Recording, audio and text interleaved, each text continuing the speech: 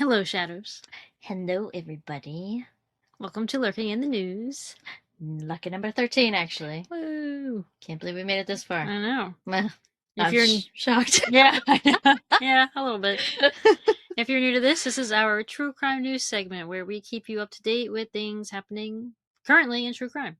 Yeah, because sometimes all you got is like a 20-minute podcast and we can just catch up just a little bit. Yeah. This will be a shorter one. It is. Not too much going on out there in the world, I guess, but there is a trial we're gonna have to cover soon. It's gonna be pretty terrible. Oh no. Wow, I'm blanking on her name. The girl that got murdered by the FedEx guy.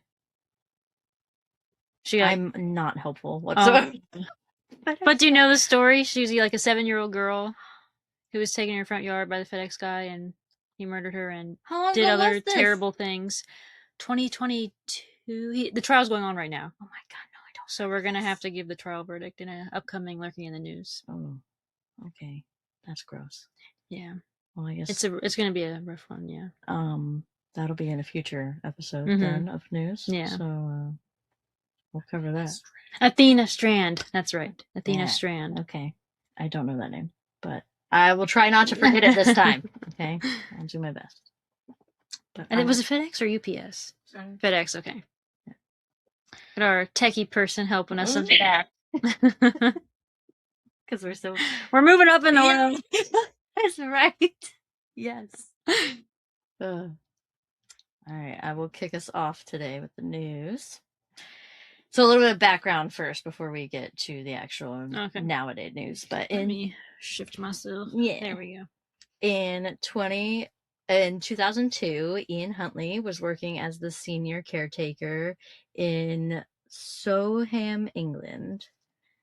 On August 4th, 2002, 10-year-old best friends Holly Wells and Jessica Chapman vanished after leaving their house and did not tell anybody where they were going.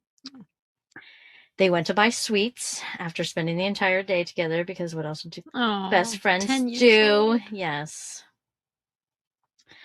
Their disappearance then triggered a massive 2-week-long search that gripped the entire United Kingdom.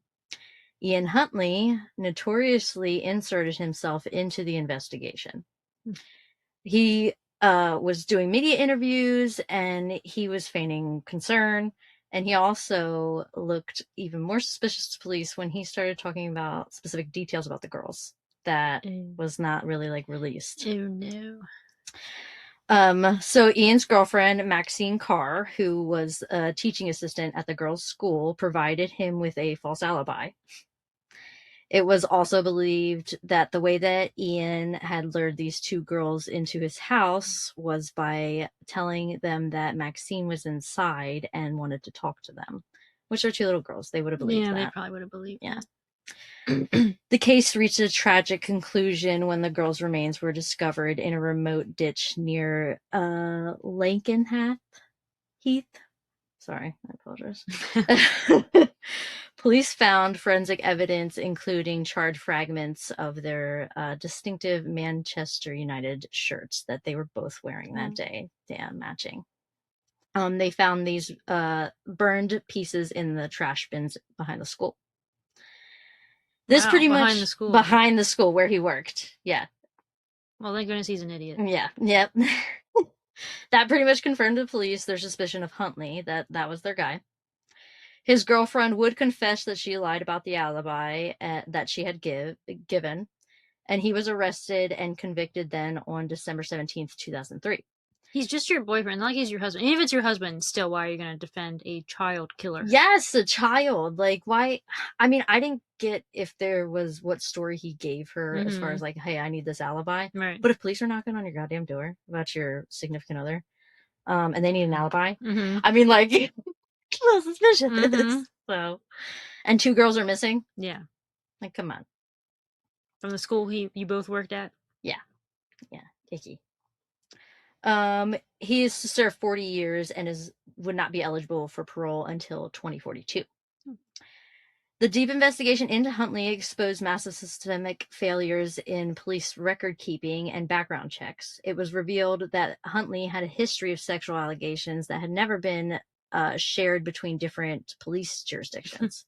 course. This failure of the system in checking backgrounds led to the creation of the Disclosure and Barring Service, DBS, and thus changing how the UK protects their children from predatory people in their school systems and also positions of authority. Now to today, newer, on February 26th, 2026, while Huntley was working in the workshop in prison, he was attacked by another inmate named Anthony Russell. He hit him repeatedly over the head with a metal bar. He was... what a shame. I know. Darn. He was on life support until March 7th. When he was taken off and pronounced dead. It was reported that this was not his first attempt on his life. It was just the one that counted. Oh, okay. Yeah, good riddance. Yeah. Bye, bitch. Yeah. Bye, Felicia. Rest in distress. That's right. What a sicko. I know. What makes you wonder, are there any other children he targeted?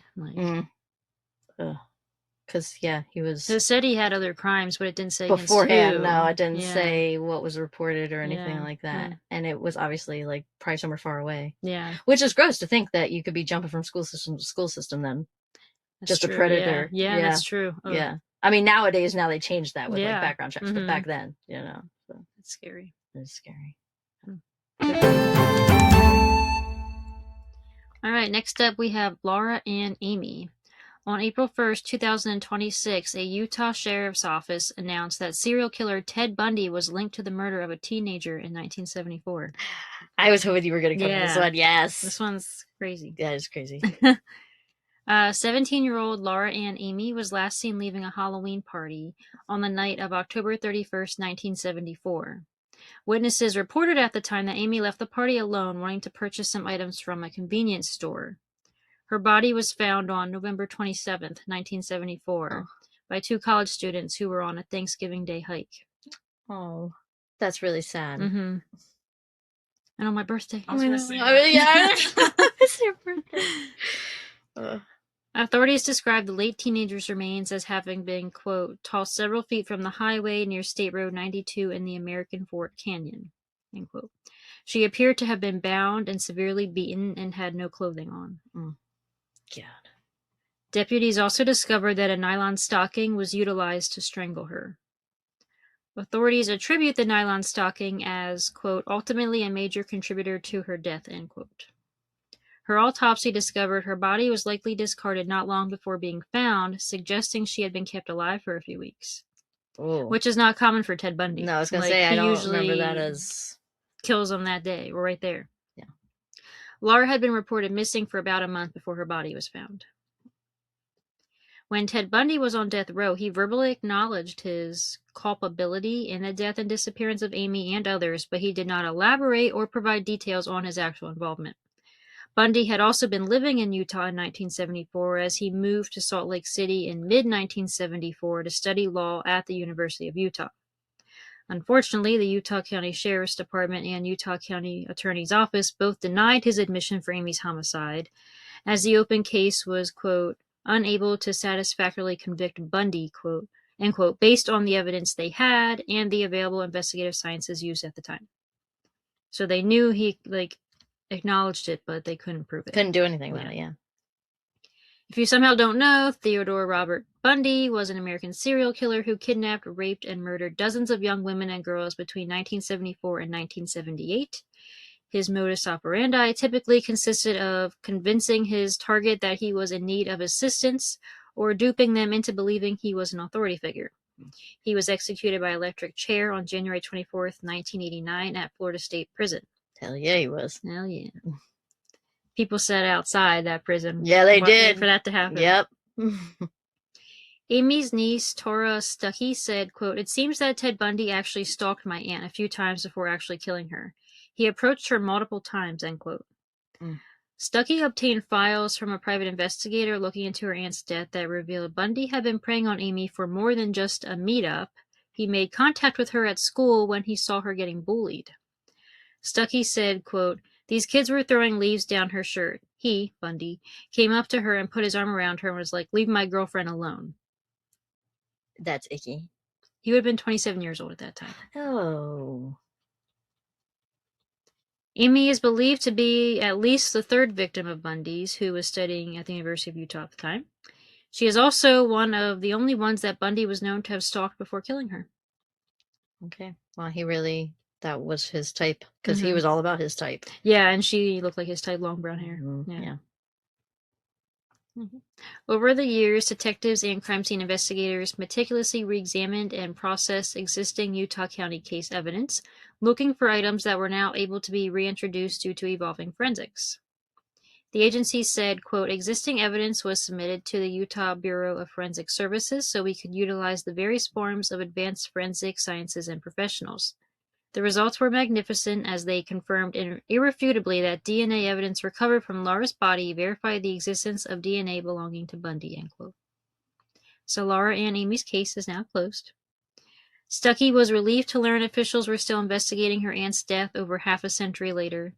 She said, quote, "They made us feel like family. They called her the daughter of Utah County, which was just so crazy to think, like, people still cared. 52 years later, she still remembered," end quote. Aww. That's nice. So, yeah, that's a nice rare occurrence that, yeah, police really actually put in that effort and made it known that, like, yeah. Hey. So. It just makes you wonder how many other Ted Bundy victims are there? Even other serial killers. Yeah. Like, come on, man. Like, it's crazy. Yeah. I'm glad her family got answers. Yeah. Official ones. Yeah. So on July 7th, 2013, in Love County, Oklahoma, Molly Miller and Colt Haynes were in a vehicle driven by James Conniff. This vehicle became involved in a high-speed police chase in Carter County, Oklahoma, but police lost the vehicle during the chase. When the vehicle crashed, James left the scene and apparently was okay, but for some reason, Miller and Haynes stayed back. There was record they called a friend and asked for a ride and water. They gave description where they were by a local road, but this person was unable to locate them. And they began then doing the missing persons posters, and they were handing them out all over town. Molly was 17 years old, and Colt was 21 years old. Molly was also a Chickasaw Nation member.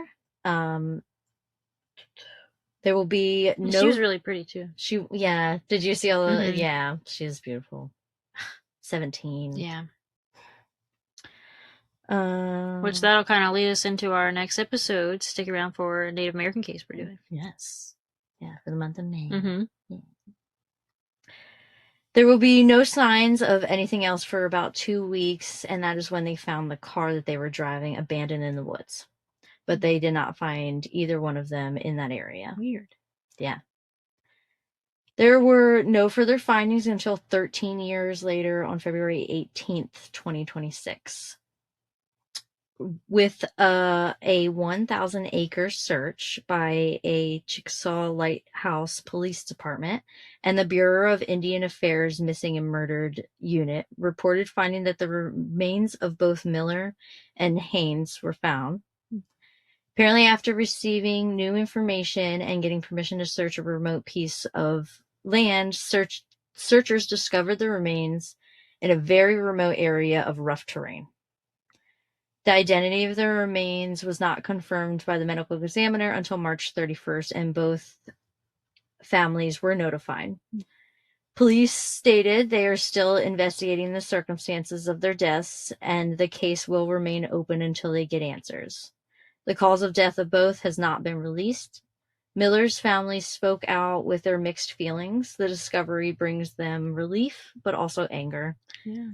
The family believes it could be foul play, and they are hoping that they can get some answers soon. Yeah, I mean, I feel like how else would they have died? Like, that's so weird. They just go missing from a vehicle. How far they went? The only other thing I could think is, like, if they were literally... But if they called a friend, why would you not stay where you were and then be found? Yeah, you were waiting for someone to come bring you water. Yes. So why... But, I mean, if you're out there for 2 weeks, I can understand them dying from the elements or something, but... Well, that was like that one guy I covered, shoot.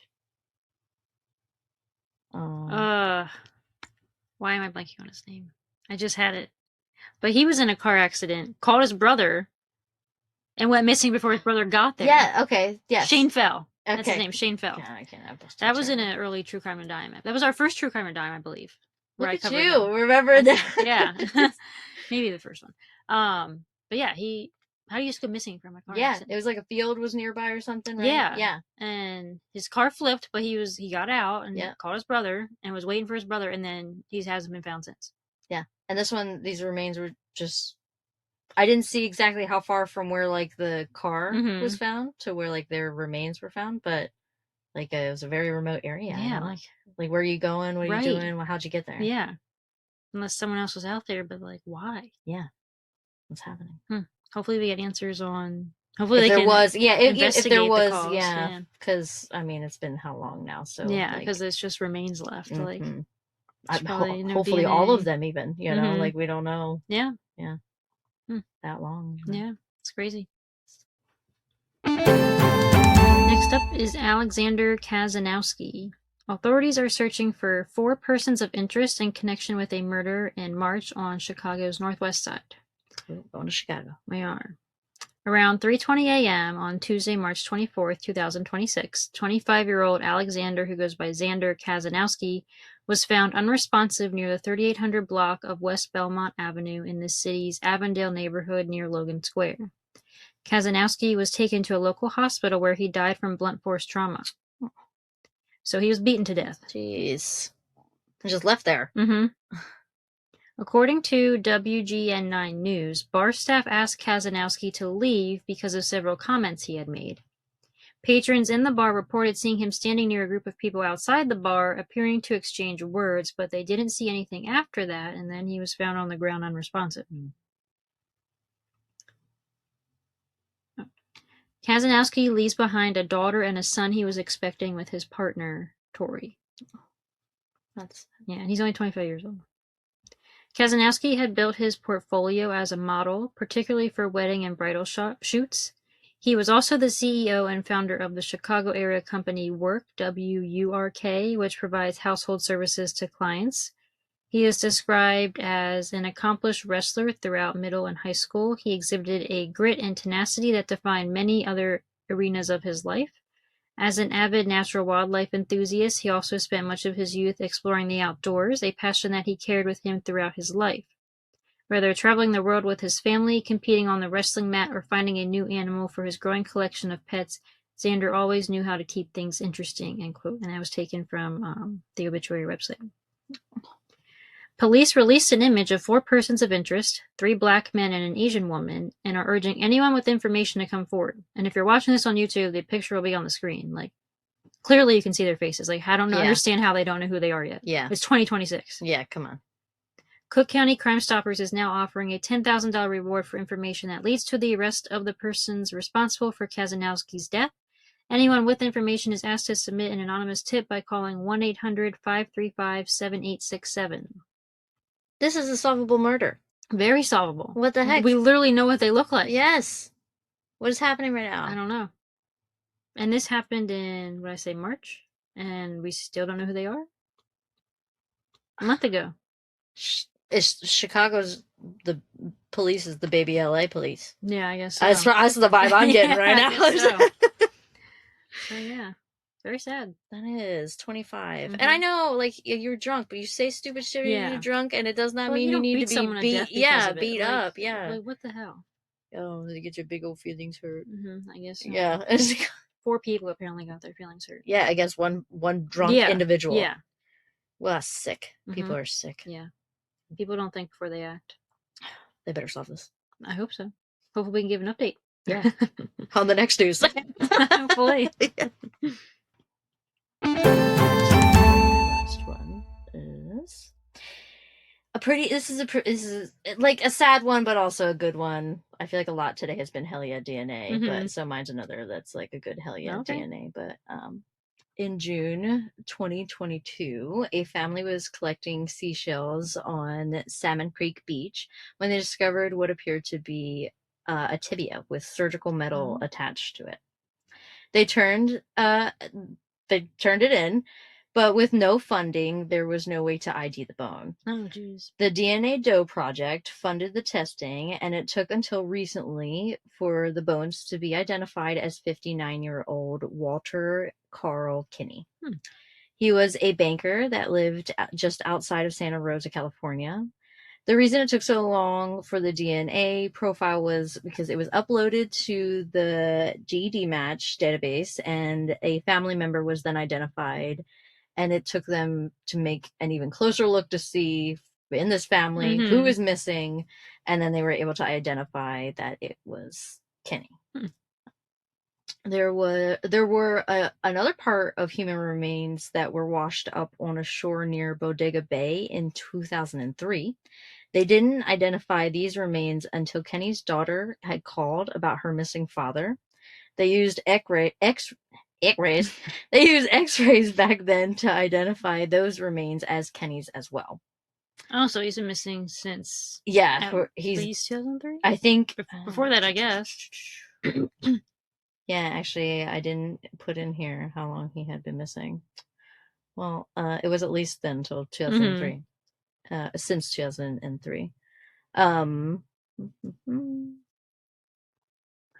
Tracy Onders, the team leader at the DNA Doe Project, stated, quote, "It's not often we see someone end up as a John Doe twice, but thanks to investigative genetic genealogy, holy moly, we were able to resolve this mystery and provide some answers to everyone involved in this case." So thank you to the DNA Doe Project for solving another unidentified person. Yeah, they've done a lot of good work. Yeah. So, but I mean, it is good the family had already had closure. But how are you supposed to know, right, without testing that bone, that you're identifying somebody who's already been claimed deceased? So, and like, how did he die? Like, it was suicide. He took his own. That's what that's why there was no other further investigation needed or anything like that for that one. Yeah. The daughter was had a couple of like quotes in some of the articles that I read that like it was just like, you know, more of her dad and you know, like, but she got answers pretty early, it seems like. When, so she didn't know where he did that. No, they had no idea where he was or anything like that until the bones had washed up. But that's then sad. Yeah.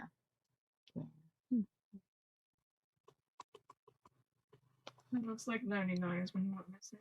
Oh, man. Okay. Thanks. I appreciate that. You could leave that in there. He went missing in 99 if you didn't hear that. Last up is Sandra Kaye Davis. Over 4 decades after a Ware County woman was found strangled to death near a home in Waycross, the Georgia Bureau of Investigation says they've made an arrest in the case. On September 1st, 1984, officers with the Waycross, Georgia Police Department found the body of 22-year-old Sandra Kaye Davis beside a home on Culloch Street. Investigators said that she had been strangled and sexually assaulted. The case remained cold for many years, so the police department enlisted the help of the GBI. Thanks to advances in DNA testing, police were able to identify 68-year-old Freddie Lee Granger Jr. as the culprit. On Tuesday, March 31st, 2026, officers arrested Granger and charged him with 1 count of rape, 1 count of aggravated assault, 1 count of malice murder, and 2 counts of felony murder. He remains in custody at the Ware County Jail. The investigation remains ongoing, so authorities are asking anyone who may have information about the case to call the GBI Regional Investigative Office in Douglas at 912-389-4103 or submit an anonymous tip by calling 1-800-597-8477 or through the GBI website. So I don't know, I couldn't really find much information on him, if he had like previous arrests or anything like that. There really wasn't much information, so hopefully once he goes to trial, more information will come out about him and the crime. But good for her family. Yeah. I mean, 1984. Yeah, geez. So that is as old as my older sister. Oh, yeah. So yeah, it's a short one. There's really not much information on it, but we found someone. Hell yeah, DNA. Yeah, hell yeah, DNA. That's right. Yeah. Another one. Another one bites the dust. Yep. Think Like a Shadow, and follow us on Facebook, Instagram, and YouTube at Lurking in the Shadows podcast. No longer on TikTok, but if you have any questions, concerns, or case suggestions, you could always shoot us a Gmail at Lurking in the Shadows podcast at gmail.com. And keep looking around for our next episode. Bye! Goodbye is so much easier now that we're in person. I know.